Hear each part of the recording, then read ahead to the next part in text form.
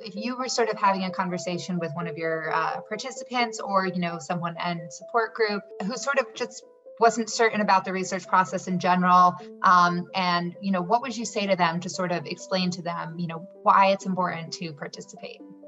So just making sure people understand that the process is safe, but also empowering them to ask questions. So if you are curious or interested in participating with them, and then there's parts of the process that you're not unsure, they should feel empowered to ask those questions to see how directly it will impact them. Take their time to look over, like Carla mentioned, there's a consent form that outlines things that's going to happen in the process.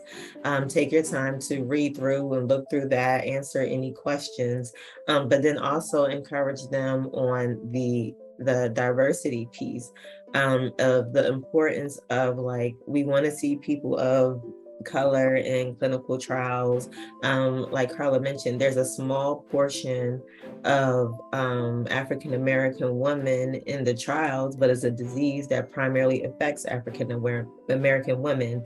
But then if the treatment don't work for us, I mean, we can't say that, it's not working. We have to be a part of the process.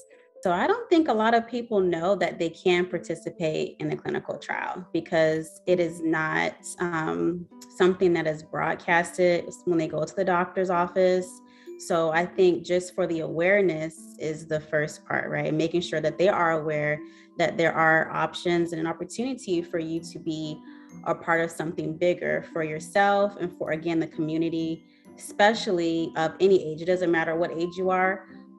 So that's another thing as well. I think when people get into their old school ages, they're like, oh, it's just, I don't know. They have this, like, I don't know.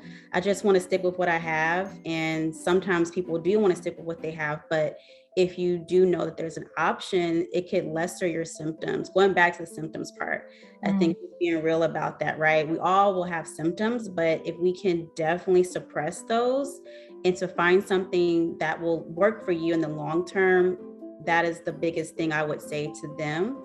And then to also just be open to change, just being open about it, because when you're open about it, you're going to be able to want to spread the word to your community, right?